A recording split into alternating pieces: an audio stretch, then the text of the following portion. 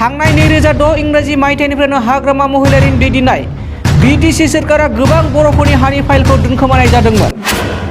हानि खामानिखौ मावफुं आफादनिफ्राय फोजोबहोलांगासिनो दं होननानै दिनै बिटिआरनि मावफुं सोद्रोमा रनजित बसुमतारी बिथाङा फोरमायो।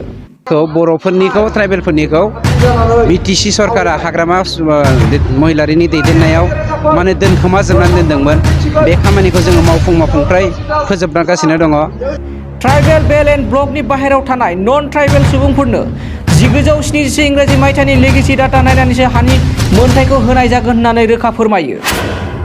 आरो 2003 इंराजि मायथाइनि नैथि बर' गोरोबथानि माखासे दफाफोरखौ नायनानैसो हानि पाट्टाखौ होगासिनो दं होननानैबो फोरमायो। जाय खामानिखौ थांनाय समाव बिपिएफ सोरखारा दोनखोमादोंमोन बे खामानिखौ दिनै प्रमद बर' दैदेननाय सरकारा मावफुंगासिनो दङ। बे बाथ्राखौ बुंदों बिटिआरनि हाग्रा बिफाननि गोख्रों मावफुं सोद्रोमा रनजित बसुमतारी बिथाङा। ओरैनोथ' ट्राइबेल बेल एन्ड ब्लकआव थांनाय 2006 सननिफ्रायनो 13 बेफोरबायदि गोबां हानि फाइलखौ बर'फोरनिखौ ट्राइबेलफोरनिखौ बिटिसि सरकारा हाग्रामा महिलारिनि दैदेननायाव माने दोनखोमाजोबनानै दोनदोंमोन। बे खामानिखौ जोङो मावफुंफ्राय फोजोबलांगासिनो दङ। खिन्थु आउटसाइड ट्राइबेल बेल एन्ड ब्लक बे आउटसाइड ट्राइबेल बेल एन्ड ब्लकआवहाय नन ट्राइबेलफोरा माबायदि हानि मोनथाय मोनगोन बेखौ जोङो 1971 नि सेन्सासखौ माबाखौ एनआरसिखौ डिपेन्ड खालामनानै जायखौ जोङो लिगेसि डेटा होननानै बुंगोन आरो 2003 सननि नैथि बर' एकर्डखौ डिपेन्ड खालामनानै बिदि क्लजफोरखौ डिपेन्ड खालामनानै जोङो हानि जा पाट्टा बा ट्रेन्सफार बा बायलाय फानलायनि बेबस्थाखौ जों खालामगासिनो दङ, होगासिनो दङ।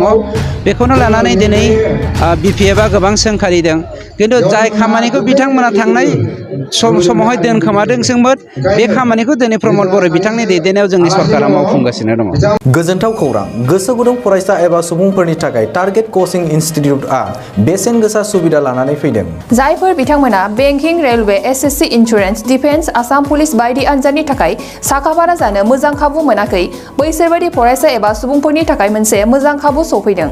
बरपेटा रोड विशाल मेगा मार्टनि साखाथियाव थानाय आमतलाव बे टारगेट कचिं इनस्टिट्युटखौ खुलिनाय जादों। आथिखालनि साख्रि मोनै आरो बेकार जेंनाखौ नोजोर होनानै बे टारगेट कचिं इनस्टिट्युटआ सोलोंसाफोरखौ गोबां गियान होनो थाखाय राहा लादों।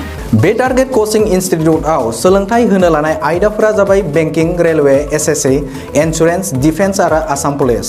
जायफोर सोलोंनो गोसो गुदुं बिथांमोना टारगेट कचिं इनस्टिट्युटआव मुं थिसननो एबा गोबां मिथिनो थाखाय 8134097059 एबा 8638961177 जानबुं नाम्बाराव जगाजग खालामनो हागोन।